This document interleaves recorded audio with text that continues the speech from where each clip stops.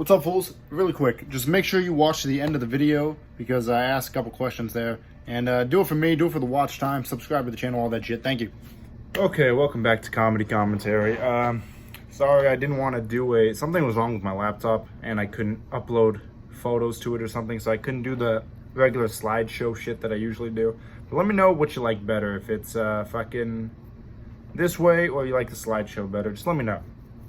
But today I want to talk about, is SNL really necessary for a comedian's career? Now, I'll put up a picture here of a SNL cast member. He's been on the show for a bit. Chris Red. Yeah, I've met Chris Red. He's a cool dude. Doesn't really like me that much. We know each other. He doesn't fuck with me. Look, 100,000 and whatever followers on Instagram. Okay, big number. But you're on TV, right? You're supposed to be on in front of a lot of people every Saturday night. Big star, right? Look at Andrew Schultz, my boy. I never met Andrew, but I'm sure he's a cool dude. Million subs, or fucking million followers. Andrew Schultz has been on TV, he's been on MTV and shit when he was younger. But never been on SNL. And who is a bigger comedian in your eyes? The guy who's on SNL with 100K followers? Or the guy who's never touched a fucking network that's got a million followers? Now you could argue, well, he's on TV, it's a different kind of fame. Well, what's the goal here in comedy? The goal is to have people fuck with your stuff. And how are you gonna have people fuck with your stuff if not that many people know who you are?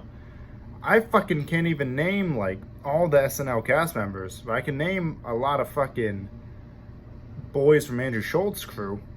And I can name a fucking bunch of YouTubers that became comedians. I don't know, I used to want to be on SNL so bad because I saw how Pete Davidson came up through SNL. And Pete Davidson was one of the ones that made it. Like, before Ariana Grande, all that shit happened, he had like 600,000 followers on Instagram. I remember, because I followed him at 600,000 followers about 2019, 2018, around there. So he was already popping up, but that's because he was young. And he was, I guess, did a lot of stuff outside of SNL. But here's the thing. What separates a regular beaten road comedian that goes on fucking TV and shit to a guy like Andrew Schultz, or even this guy here, Noel Miller, who has a crew with Cody Ko that they call Tiny Meat Gang, that they sell out shows all the time. The goal is to sell out shows. I went to one of Chris Red's shows. Right, he gave me a ticket to one of his shows because they were just giving them away. He gave me a ticket. The show wasn't that good. It wasn't that good at all. I fucking had a hard time laughing because the shit just wasn't that funny. I've been to the Comedy Store and seen Anthony Jeselnik perform, and that bitch was sold the fuck out quick. It was on my 21st birthday, actually, which is a good treat for me. So, I know what you're gonna say. Look, we had guys like Eddie Murphy, guys like Adam Sandler, guys like Chris Rock come from SNL. And yeah, that's cool. Those guys are all legends. There's no doubt about it. But the thing is, those guys were here before YouTube, before Instagram, before the internet, really. So they had no other way of coming up. I mean, this has really opened my eyes.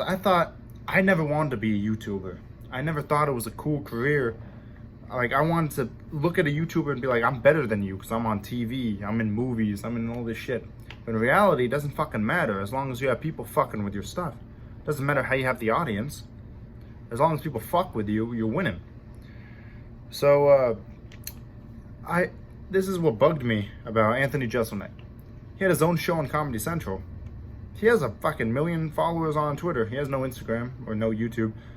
He could have just made a fucking podcast doing the same show that he did. But I think he only did the Comedy Central show because I think they paid him a good amount of money. And it was just an easy cash grab for him. Like, look at Joe Rogan. All his shit is on YouTube, fucking Apple Music. Well, it's going to be on Spotify now. But he's a fucking internet. He's using the internet for his platform. Joe Rogan's not on TV anymore. When's the last time you saw fucking Joe Rogan on TV? Maybe MMA and shit, because that's where it's broadcasted, but I'm pretty sure MMA is going to go digital soon. I could be wrong. Don't quote me on that. So, this is my question to you, and we can discuss this in the comments below if you stuck around this far. Let's talk about this. Do you think if Adam Sandler and Chris fucking Rock, and Chris Farley, and Will Ferrell. You think if all of them had the internet to their advantage, they had YouTube, Instagram, and stuff, you think they would have been on Saturday Night Live, or do you think they would have been famous through the internet? How do you think it would have worked? Also, I know the internet sometimes has a bad stigma because you got bitches like fucking Lele Pons and all these Instagram fucks that do sketch comedy. It's just absolute garbage. I'm not saying SNL is good or anything, but it's just garbage. It gives them a bad rep. And that's one of the reasons I never wanted to be an internet guy. But look at me now, fucking 90 subs, moving the chains. So this is what I think the whole thing. I don't think you need SNL anymore to be a movie star, to be a comedian, to be anything. I'm pretty sure Andrew Schultz could get a movie if he really desired to. I'm sure his agent could pull some strings. He's got 1 million fucking subs. That's 1 million motherfuckers that's gonna watch him in the movie now. That's gonna buy a ticket just to see 1 second of Andrew Schultz in a movie. I did that shit with DC Young Fly. DC Young Fly was in fucking Last Christmas or whatever that fucking shitty ass movie was. I bought a ticket to go watch because I thought DC Young Fly was gonna be in it. And he was in for like 8 seconds, and they got my fucking ticket. And that movie was absolute garbage. It was worse than anything fucking Tyler Perry puts out. But I digress. So, what do you guys think?